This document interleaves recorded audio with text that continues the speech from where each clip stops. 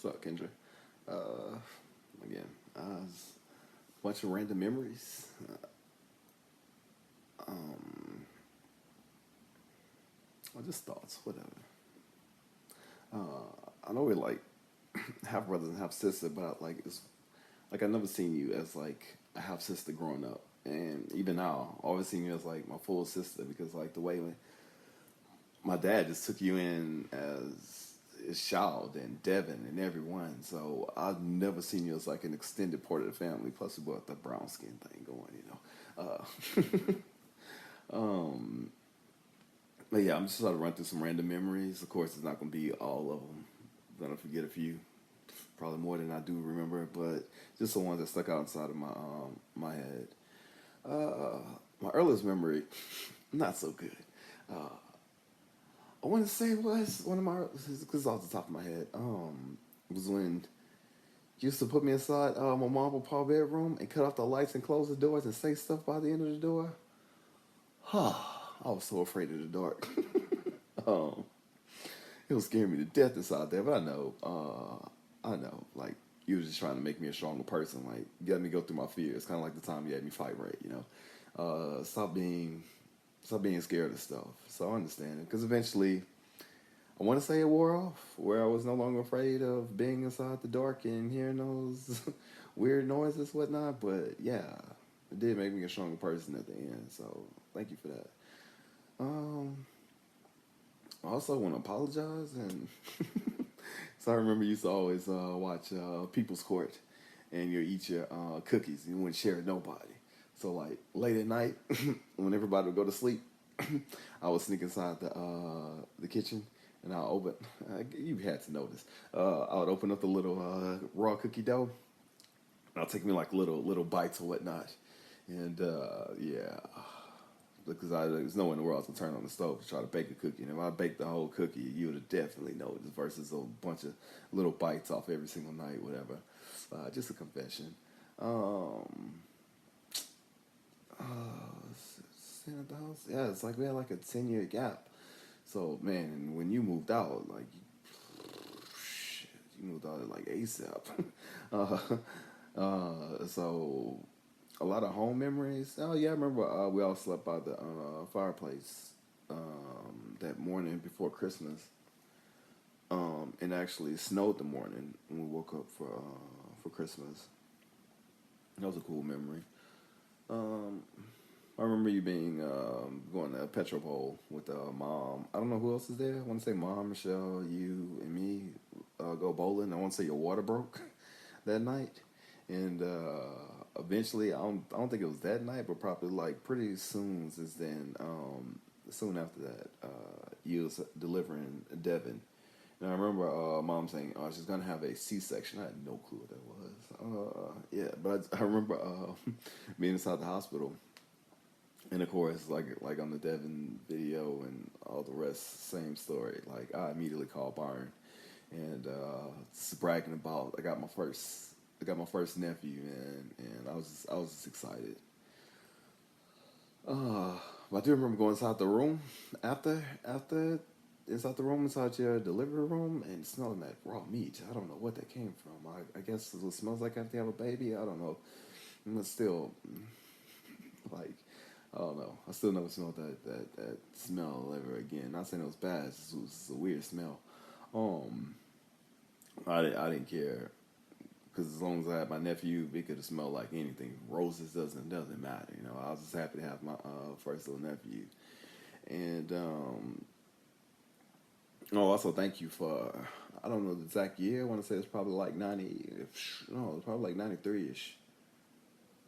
When you went to the Bayou Classic and you brought me back the T-shirt, and it was like this dog with like this lower cap, and it was like these people inside like cars. Remember like a Too Short album cover almost. And but it was for the Bayou Classic. Let's say if it was 92, 93, or 93, 94, whatever year it was. I do remember you giving me that shirt, and that shirt meant the world to me. And to you, it was like, oh, I was giving my little brother a T-shirt, but it was like, man, this shirt came from my sister. Uh, yeah, so I still cherish that shirt. Still remember a majority of it. I think it was like grayish, maybe whitish, whatever like that. But also another memory. Sorry for bringing up this guy. To know you have like a strong hate towards him, whatever. But we were inside of it was Byron, me, mom, you, and Keith. We're inside Sears when they were still downtown, and I just remember him wearing like this Cleveland Indians baseball cap, and he was going up the wrong side of the because they had like those escalators inside Sears. Like instead of going down, he was yeah, he was walking up the down one. I don't know why I remember that, but that just popped inside my head. Whatever. Also, I remember a moment when you and I rode together inside of Houston, and we were going to Luther's Barbecue, and I remember you listening to Lil Kiki. I want to say it was Don't Mess with Texas album, maybe. But I don't know why that sticks inside of my head because it was like nighttime. It's probably like 8ish. I don't know, whatever time it was. The sun was down for sure, and we was going to pick up food for everybody back at the house because I rode with you. And yeah, I don't even know if Luther's Barbecue still exists, but I just remember existing back then.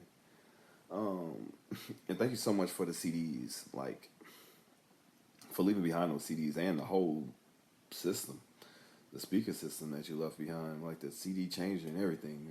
Because you left behind, I won't be able to say all the albums, but I know for sure it was like Jodeci, the one with Forever My Lady on there, Bob Marley, the Legend album,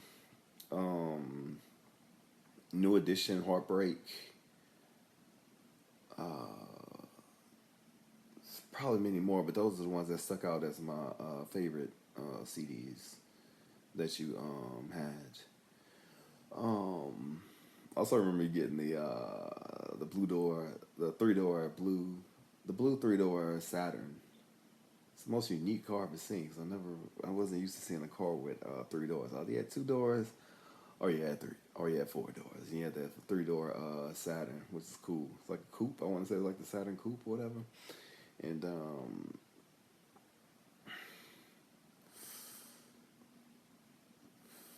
I lost some memories.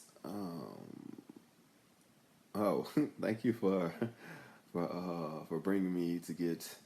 And I know you won't like this. I don't know if you remember this, but you had brought me, Ray, and Kenneth all to the mall, and it's like near Christmas of like '99, I want to say, and 99, 2000, it's probably 99, and you kept asking me how to go to the mall. So I just gotta get some stuff, and then Ray, little bitch ass, was like, you know why Jared is having you drop us to the mall? He wasn't even invited. He gonna get Megan a gift, and of course she didn't like Megan. I know your reasons, but my little young ass is in love.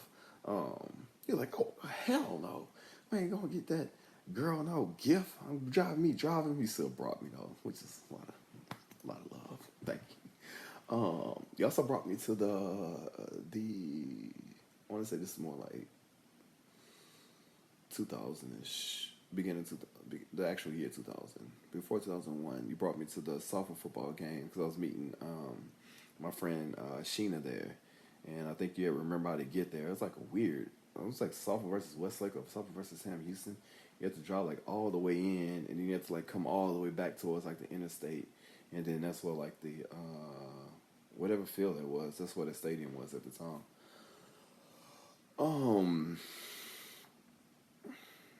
A few times.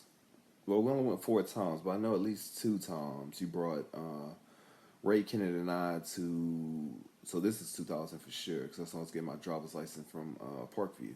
You brought us to that driver's ed school in Sulphur, and I remember listening to on the ride there. You had the D'Angelo Voodoo album, and my ears are too young, you know. I didn't appreciate that sound yet because I was just used to like the up tempo, not really like a laid back type stuff, whatever like that. And but as I got older, man, that's still like one of my favorite albums of all time, the Voodoo album.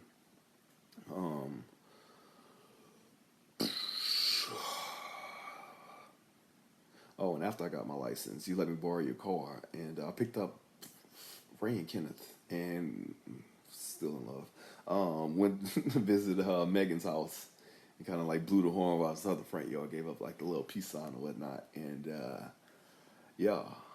Um, Other memories. Oh, not really memories. I wanted to tell you this. It's about like I base every female that I talk to off of you. Like they have to be like strong mentally and physically. Like I never wanted like a weak person because like uh I don't know.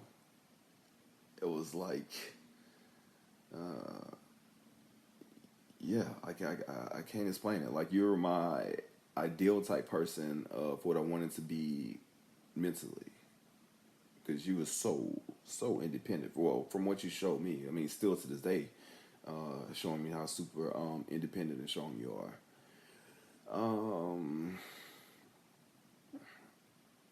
So proud of you when you bought your house.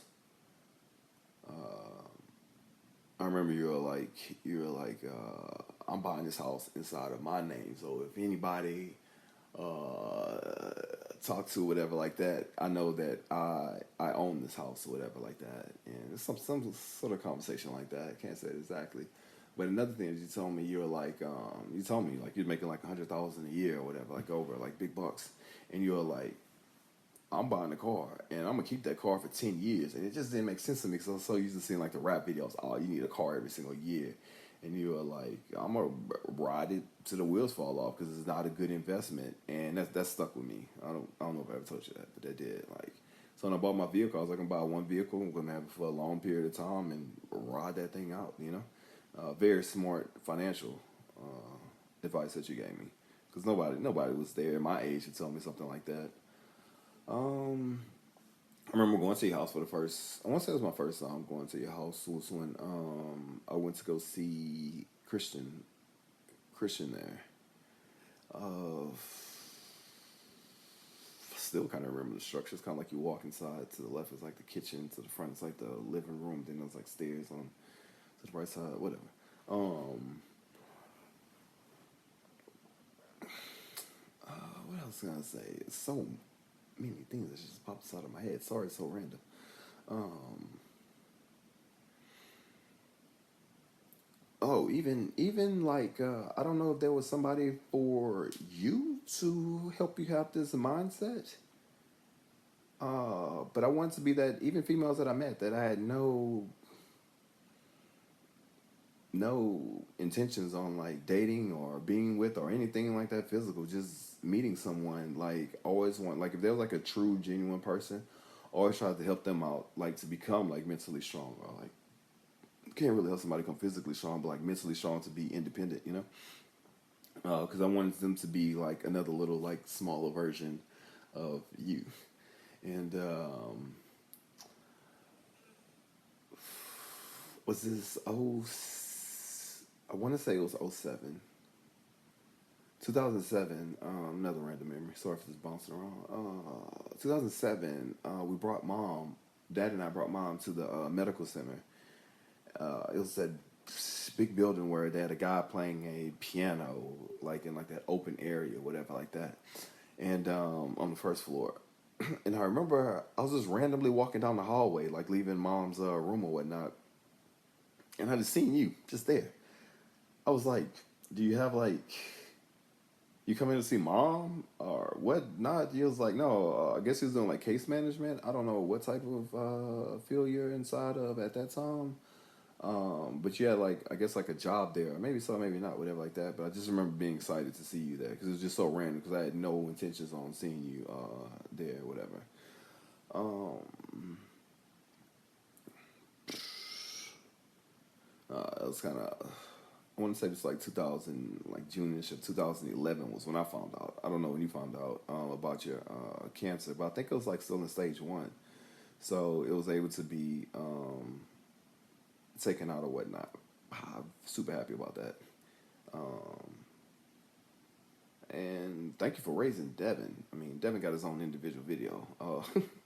But yeah, definitely became a very strong person, and I know that boy love you. You guys gave him some tough love. Yeah, but also to Caden, him and I didn't get to meet much, but as for you, Caden, you came to my physical therapy when I was had my motorcycle accident back in 2013. I remember you there.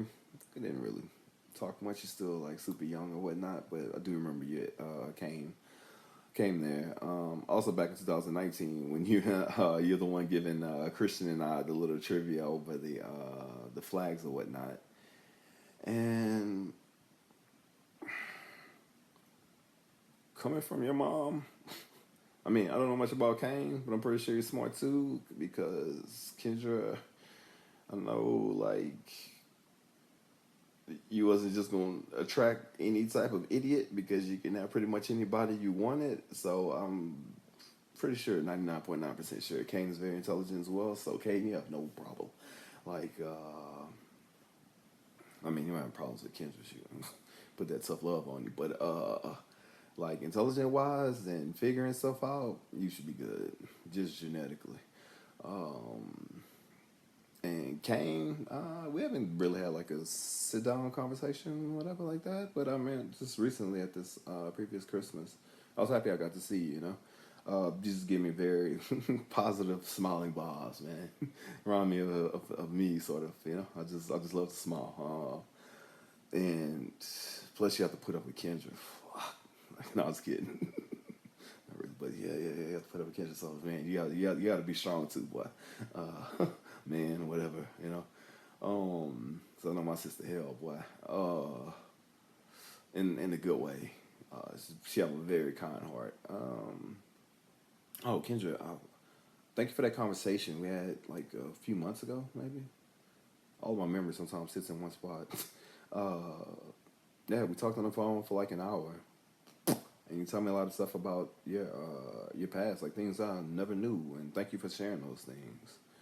And love you and love you, Kendra, and your whole family. And I wish nothing but the best of blessings for y'all, which I already know is gonna come for y'all.